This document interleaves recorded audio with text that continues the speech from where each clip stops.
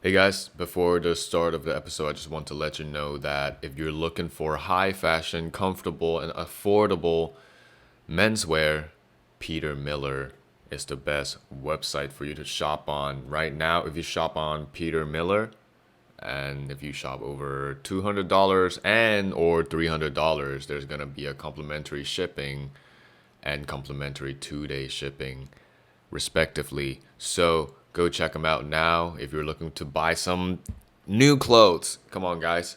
Click the link in bio right now to check them out. Okay, let's roll the clip.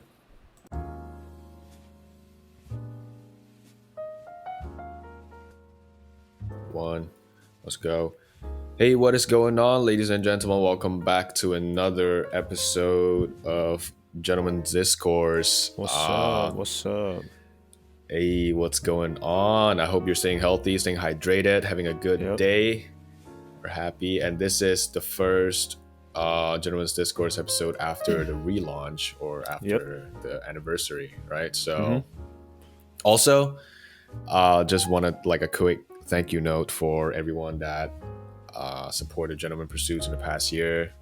Couldn't I'm literally out of words to say how grateful I am for you and still be doing this, to be honest. Yep. But yeah, how are you doing, man? How are you doing, Josh?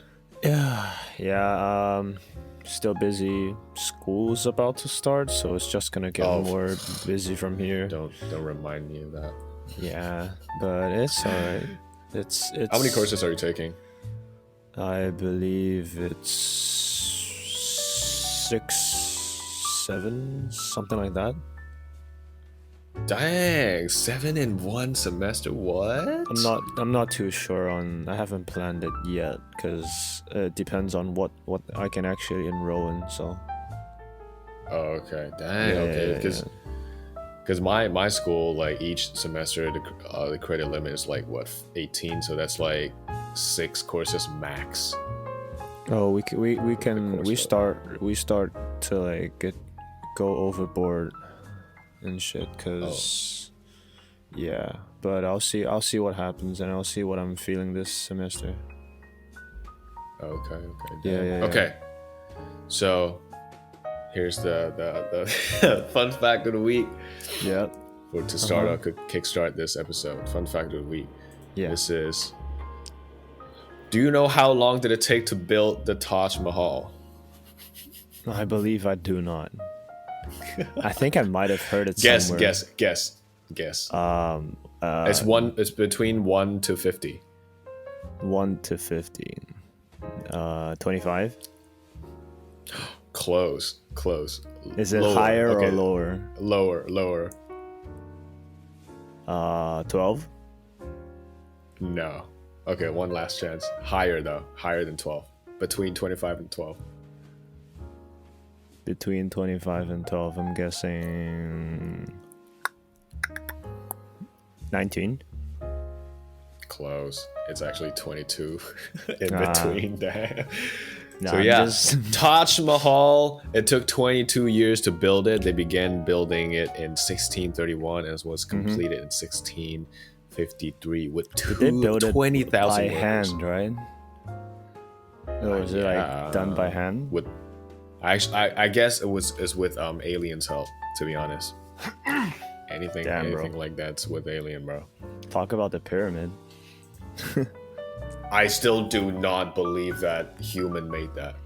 Yeah, I mean it's pretty amazing. Like they said, the location is like has something to do with like the star constellation and stuff, which I think is pretty. And crazy. It's like at the exact like center point of Earth. Yeah.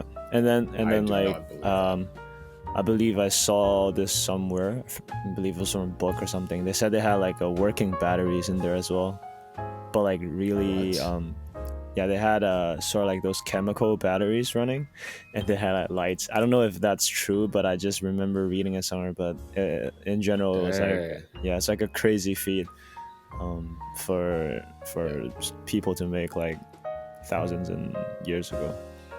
I do not believe that pyramid was made solely by hand and stones and chisels. Yeah, that's pretty weird. But yeah, let's talk a little bit about the changes we brought to Yeah, let's go through General a bit Pursuits. about like the whole revamp thing, because Yeah, yeah, obviously, for you it's been a whole year, and for me it's been like about 2 months. yeah. And this whole revamp thing, obviously, it's quite huge, and a lot of people might not understand why like we had this intention of changing a lot of stuff, or not really a lot, but just bringing change. And I feel like this is a really good opportunity, as well as a really good platform to sort of give people a bit more More context. insight, yeah. Yeah, and Yeah, just yeah, talk yeah. about things in general. So wait, actually, before getting into that topic, I got one question for you. Oh, okay. So far, Yeah. how are you yeah. liking this? What do you mean? What do you mean? How are you liking I don't know, like building, like help building General Pursuits and help playing all these stuff? What's your, like, so far your experience with it? I'd say it's pretty nice. Because I'm all about trying to learn different stuff, and I really like exploring new fields and challenging myself.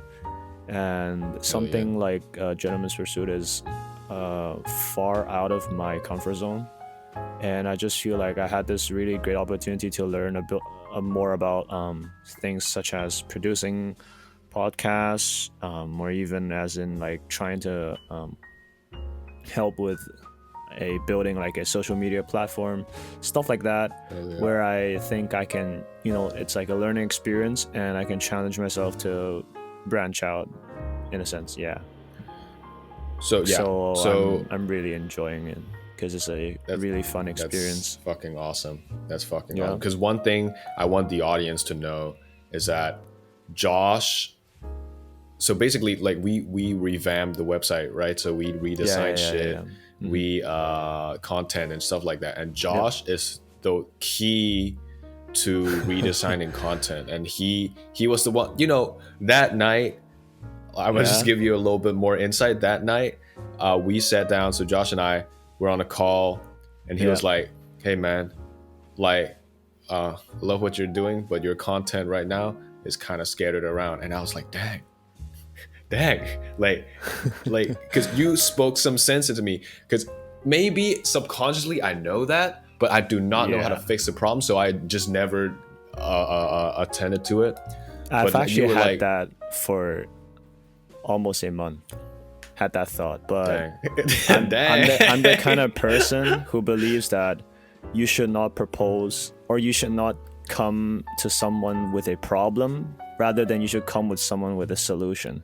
So I had I did a fair bit of thinking. So by the time I sort of had that, we had that conversation, I already had like some solution planned. So like, hey, I might want to change some stuff here, or maybe like try and work it out. Because I wasn't gonna just come to you and say, hey, I think something's not right, and have like no input, no solution whatsoever. And okay, and for anyone who's looking to hire someone, to hire someone with good computer skill, Josh is your man. Bro, like, come on, man. I'm really busy. Hey, I'm helping you right out. Yeah. Sure. But yeah, so the redesign, the whole idea behind it is because, first of all, it's 1 year anniversary, and it may not be a significant part in your life. You're just currently listening to this episode, but it is a huge thing, a huge part of my life, right? So it started out with a small, not small, but a crazy dream that I want to let people know that watch collecting and whiskey tasting is not exclusively for rich people or old people, because that's like some bad stigma society has given these kind of hobbies, right? So I'm trying to do that, and through all these content, I have tried to do that, but not as effectively. So now, after the redesign and revamp, we hope and we aim to be more streamlined, more targeted towards what we are trying to do here, and Yep. hopefully bring my vision and maybe even our vision to life with this redesign, right? Yeah. I believe like So yeah. I mean, I think it's harder for you to like I was actually surprised that you would agree with the whole revamp thing, because I feel like obviously you have been doing this longer than I have, and I feel like I was already my original plan was to just like give some like suggestions or like just talk about it. I wasn't planning on actually like kickstarting anything. But I was super glad that we had like a consensus that maybe we could try and improve this in terms Oh of yeah, like definitely. different stuff. But that segues into like a quite an like an interesting topic to like discuss, I guess, because like Hmm. sometimes in our lives we just sometimes we sort of autopilot for a while, and then there's this like great awakening. Great awakening.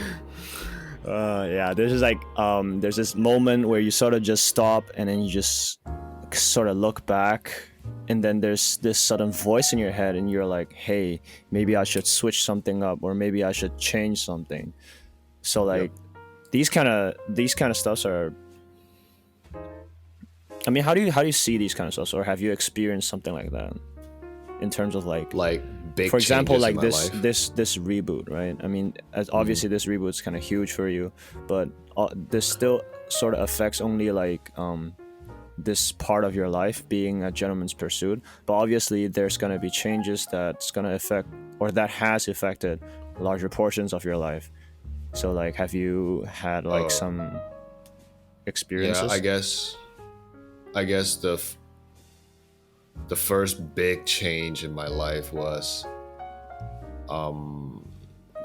coming to Canada. Obviously, like that's Yeah, like yeah, such yeah. a huge I change, think right? Because that's a really huge thing. yeah, because I first of all have never been outside of Asia before coming to Canada, Yep. and it's like first time leaving my parents and living alone. And there are a lot of, so first year, I'd say first year of university is like still, oh okay, I'll do this because it's like I'm being pushed, right? So when Hmm. situation suggested I should do this, I was like, okay, I should do this now, right? But Yeah. second year in, I think even though I know more, I'm more comfortable in living alone. But now I have more stuff to plan. I have more things to attend to, more things to take care of, right? So Yeah. this, I think, studying abroad is like has brought a lot of changes to my life, and I think that's like the one big changes I've experienced. What about you? Would you say like these changes, or like from your own personal experience, like would you say these changes are for the better or for worse? Like how do you see these kind of changes, or just like Mm, going aboard? Like how do you view this particular experience? oh, actually, Yeah. okay. So I think that in the end, so even though you're going through something really really bad, but I think in the end, everyone will always turn out to be like everyone will always turn out to be wiser and Mm-hmm. more clever towards life in general, I guess. Mm. So yeah, because I have like this little story Okay. that literally Okay. just happened to me 2 days ago. Oh. So Oh. Okay. there's yeah, I was on a bus going back home. It's like I was alone on the bus. It's like Uh late huh. night, right? So I sat near the bus driver, and then just a few stops before the university, he asked me, like, "Oh, are you a student here?" I was like, "Yeah." And then we started talking, and he said that his son is going to be a first year student, like this Ah. coming September, right? Right. So Right. it's like, Right. "Oh yeah, I'm scared that he's not gonna do well, blah blah blah." And then he Mm-hmm. asked me this one question. This is like just hits me in the heart, Okay. right? Okay. Because he obviously, like, he is worried about his son not doing well, but I think he's more worried about his son having to go through life alone, leaving family to go study university. Like, yeah, I see. Right. So he Yeah. asked, is it tough surviving university? Right. It's not even like academic related, right? Is it tough surviving university? Surviving? Wow. And then I was like, everyone in the end will do well. Like, you just have to go through the process. So yeah, I really think that everyone in the end will turn out well. You just really have to put yourself out there to experience it to the max. Yep. What do you think? Yeah, what do you think? I mean, I can't like conclude for everyone else, but I feel like the thing is, no matter what happens, there's still something to take away, or like something to learn, to grow, to improve from your past experience, as long as you like look hard enough, right? Maybe like sometimes you don't even like, it's not every time you get this lucky where you are in control with what happens in your life. Say, for example, you say, oh, I wanna become vegan, right? That's like a self-initiated change. But sometimes, or matter of fact, most of the time, life happens where you're put in a situation where you have to adapt, like you're forced to adapt. Say something, I don't know, tragic, or just some event happen. But I mean, there's obviously two ways of dealing it. Like the first stages is like, there's this anger, there's grief, this and that. But I feel like what's most important is to see, or to know that at the end it's gonna be like another learning experience, and as long as you push through it, it's gonna build up your character, this and that. I mean, at least that's how I've been with the changes in my life, because I felt so I never really liked changes, to be honest. I didn't really welcome them. I thought, like, if I could just keep things the same, if I can just sort of keep it like a sort of like a habit or like a routine, it's gonna be better. But me going into university, I forced myself to change. I forced myself to act differently, because like, you had this university norm, like you're supposed to do this, that. Stuff. It's so toxic. And I mean, me being me, I like conformed to it. I played along with it, and it's sort of like derailed a lot of stuff. But although it was kind of stupid, it was my fault trying to like push myself too much. But then in the end, I figured that, just because I went through this shitstorm, and now I think I understand. I understand a lot more about who I am, or what I really want in life, and the things I should do and should not be doing. And I mean, in the end, it's still like a learning experience, although like it started with like a really bad really bad ride. But I totally understand, because I wouldn't say I hate changes, but the way that I used to deal with changes is really bad. So last year around like April, something real, like how before, okay, so sometimes we will say, that event's like life-changing, but you say it like metaphorically, right? But literally last year, like 2019 April, something happened to me. It's legitimately life-changing, that I have to adapt a whole new lifestyle just because that happened. But because that was not wanted, right? So it happened unexpectedly. So my way to deal with it was to suppress it, or even like think like, why is this happening to me?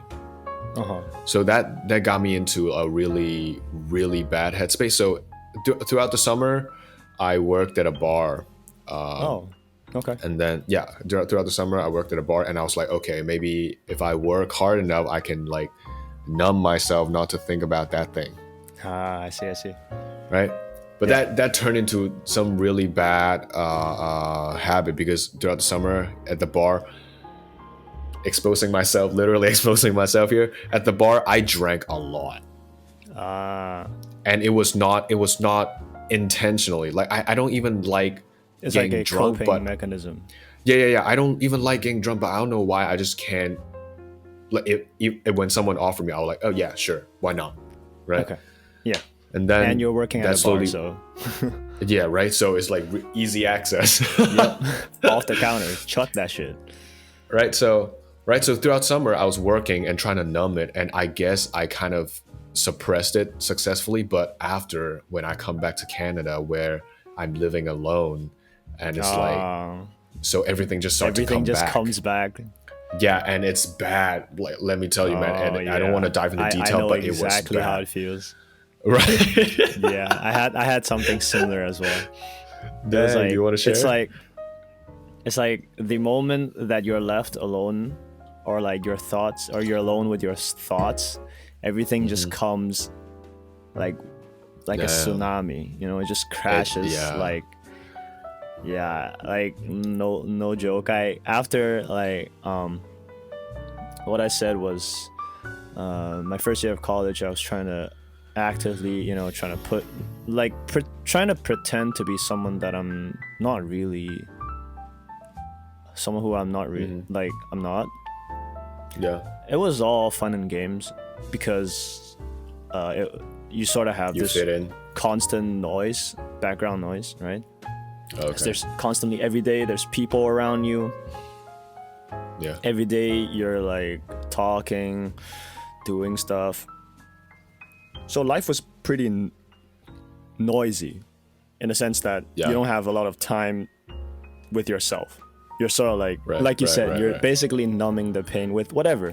So at that time, not the pain, or just like self-sedating yourself with whatever, right? Whatever is bothering you, right? Yeah. It could be overworking, could be drinking, could be like anything, to be honest. Yeah. But then towards the end, where I had to actually be alone with myself, and it was horrifying.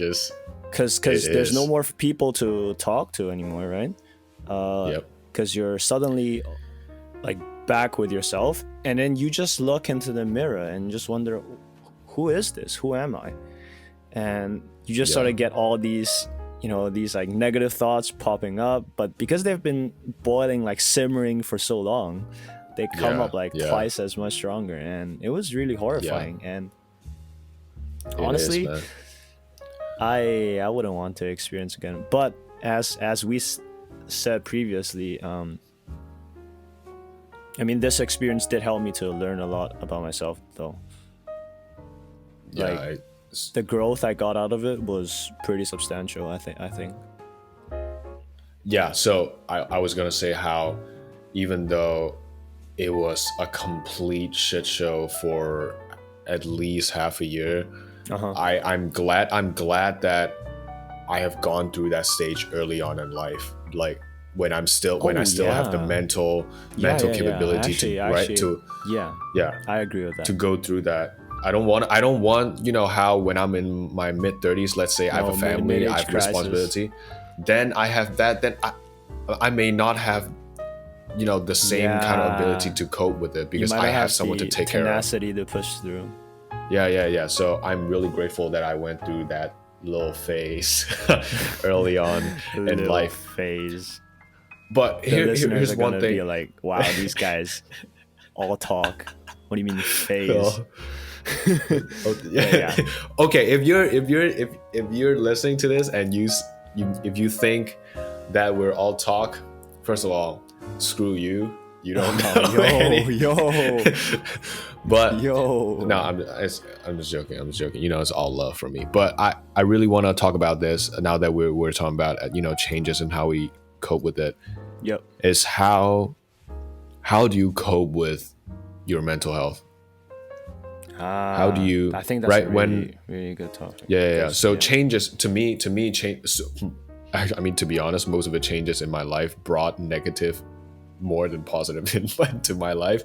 So a lot of time I would have to, kind of train myself and condition myself to deal with it. But Yeah. but not a lot of, even though talking about mental health is more and more popular now, but still not enough people understand how to exactly go about these things. You mean even if like it's talking. changes? Yeah, and how it affect you mentally. I mean, I just do you think there's like is there like a lack of information, or it's just people aren't really talking about it? What do you think the problem is here? First of all, I think sometimes it's a lack of patience. Lack of patience. Okay. Sometimes, Yeah. right? Let's say I'm talking about my crisis to my friend, and they can get like sometimes you can tell they're like not listening, right? They're not paying attention. Yeah. And sometimes you can even feel that they think they think you're exaggerating. And that is not a good thing, right? Even though they are exaggerating, don't fucking show it. Like, you just be there for that person. And I don't think enough people understand this. Right? So there's like one thing I think it's like, so it's like between peers, you should be a lot more supportive. Is that what you're trying to say? more supportive and more empathetic and patience. Yes. Okay.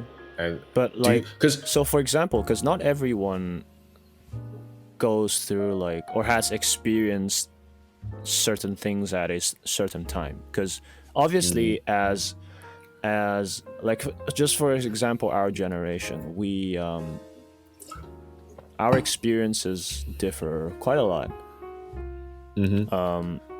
Would you say that finding the right group of people is important, or would you think that people in general should be more accommodating? So like, it's like two ways of seeing the problem, right? So for example, one way is to say, oh, okay, how about everyone, let's be more accepting whenever people are maybe bringing up their struggles. Even if we don't understand it, even if we don't know what they're going through, we should just, like you said, be there. Or is it better to, let's say, find different communities, stuff like that, that have, or like support groups in a sense, that share a similar experience, like those stuff? Which one would you think is, like, I think, more effective? Support group. For example, support group has a. Support group has in my, obviously, okay, first of all, I'm not a psychologist, right? But I think support groups or finding, support group or finding people that has gone through similar experiences, they will understand you, but it doesn't necessarily get that, it's not the same as getting something from your close friends or family members, right? The reason why you went to your friends first is because you're close with them, you're close to them, and you value their opinion, right? But also, I also understand that not everyone has gone through what you're going through, right? So because we're at different necessarily like places in our life. Yeah. So my point being, you don't necessarily have to give advice, but just be attentive, be present when someone's opening up to you. Just listen. Like, what do you think it's a good way to be, like you said, attentive? For example, if you're, let's say, someone asks you, hey, I have a friend with something with like a similar experience, but I don't really, I can't really resonate with what he's dealing with, but I want to help him. Like, what would you recommend someone like that to do?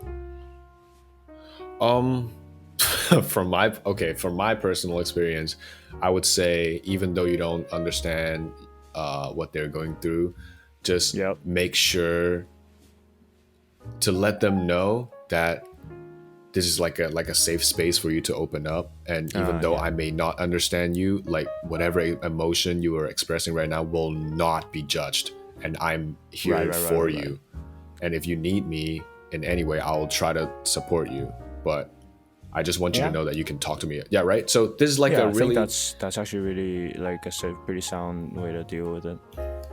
Because talk to so many people that are just sitting there, and you can feel them not listening to you.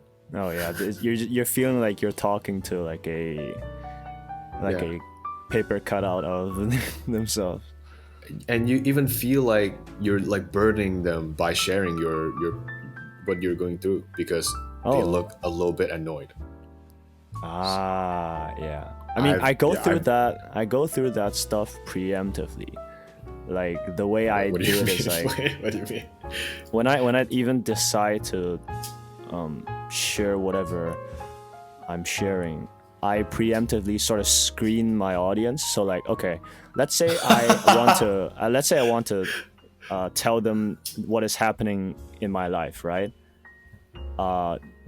Dude, are they gonna be like, are they at the same or like same places as I am in life, where they sort of know that, or like they sort of understand struggles? Because some people are really lucky where they go through life without any substantial, influences.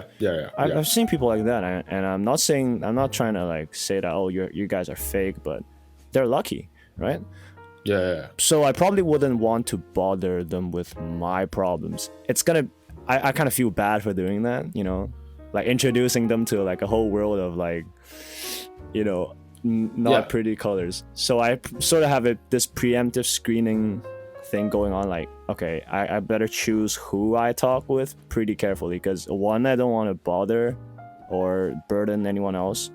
Two, I don't want to make myself feel even more bad based on like the reaction I receive from, let's say, opening up with someone. Because in a sense, opening up, it sort of introduces like vulnerabilities, right? In my head, it's like, okay, what if this guy's a shitty person and he uses whatever I say as like something to, I mean, you just don't, because you don't just go up to a street. Yeah, but like you don't know who, like you don't know someone until you know someone. Like that's that's true. Okay, yeah, thing, that's true. I sort of approach it differently, but I get the sentiment. Yeah, but here's the thing. The reason why I think a lot of people think that opening up to someone may somehow burden that person is because they have past experiences with people that do not care. So now they think that this is the same thing will happen, so might as well not share. So what I'm saying is that a lot of more people, obviously, if you're a good person and if you don't know how to make whoever's sharing, more comfortable sharing their emotions or feelings or experience, whatever, try to do that instead of just sit there and be like, oh, I don't know how to deal with it. Do you think there's a guy problem? Like, echo it back to our very first episode where we talked about like identities and stuff, because we briefly skimmed over like or not really briefly, actually we went in pretty in depth with the male stereotype and how it's all bottled up, it's all steel front thing. Is it, you think like it's a guy thing? Because let's say you're talking with guy friends and they don't really know how to respond, so you don't feel like they're being attentive to these sort of problems. Do you feel honestly, like it's a guy thing? Honestly, like if I'm being honest here, like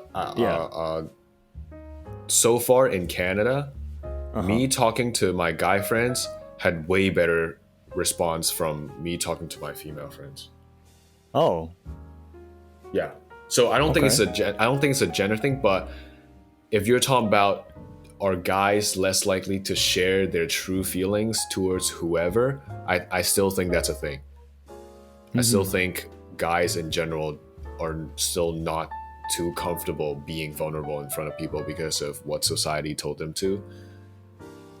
Yeah, but I think in general, if you're a decent human being, you would know how to deal with someone that's going through something.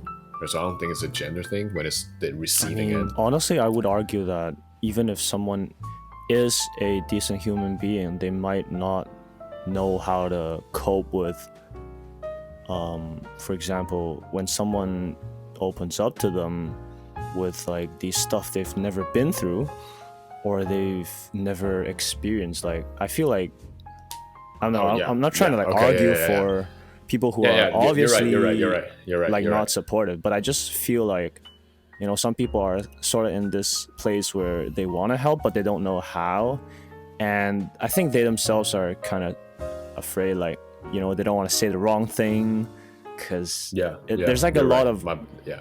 I think there's equal burden to the one on the receiving end as well as the one who's trying to vent. I feel like the kind of the sense Yeah. of like dread and like it's sort of the same.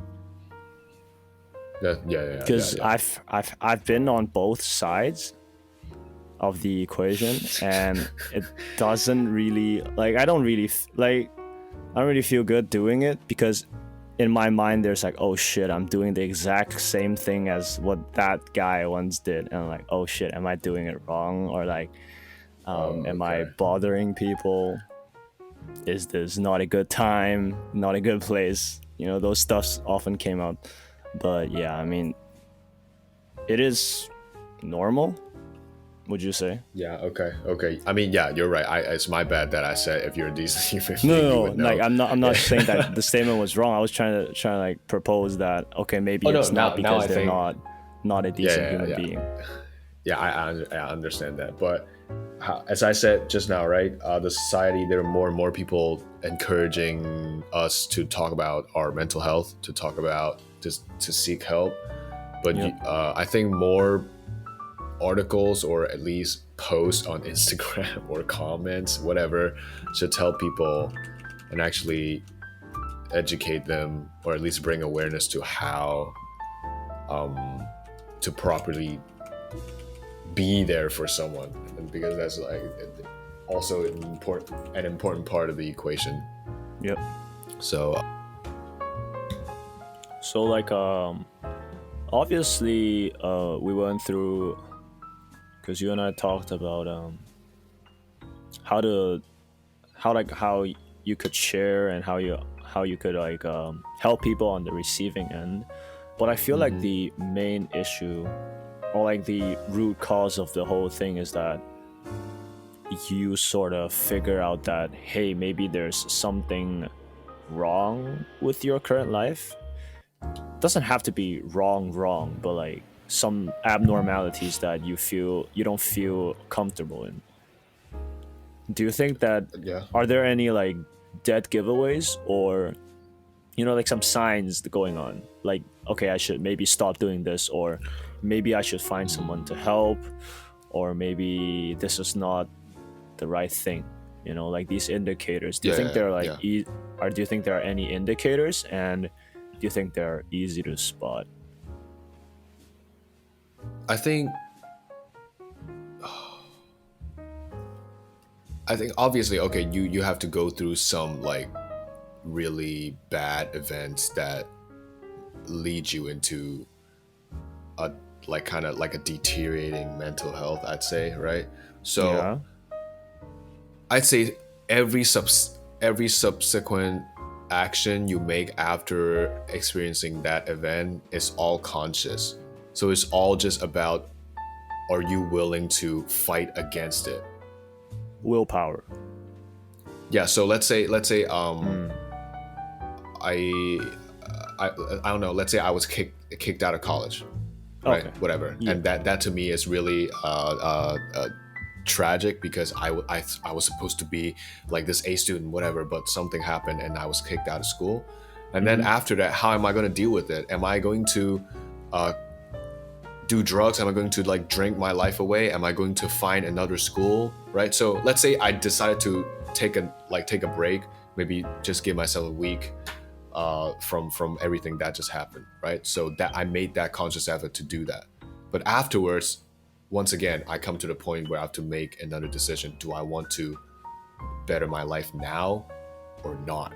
So I think each action is conscious. So I wouldn't say there's a giveaway. It's just matter of fact, when do you want to seek help when you need to, and when do you want to make things better, right? I'd say that's a way. Yeah, because what I had what I had in mind was, because obviously I hope that people who are on the listening side don't have to go through what we probably went through. So I was just trying to formulate like, so you know how we both sort of had this, you know, similar experience where it was to like a really pretty bad point that we noticed that okay, something might not be going the right way, but if there's a way to like sort of like prevent that from happening, I mean, I would love to share it with people. But I mean, for me at least, I completely failed at uh breaking myself to like, or like preventing myself, because I What made you noticed. realize though? What made me realize? That's a really good question. I Yeah. think, and that I think that's, there's a lot of takeaway from it. What made me realize was that I don't recognize myself anymore. That I think that was my triggering point. Okay.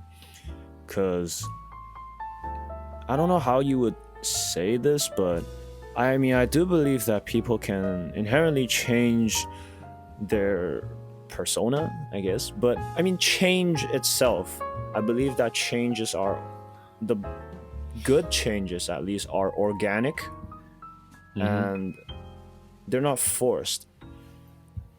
So you sort of gradually change over time rather than just like flipping a switch and then completely becoming someone different.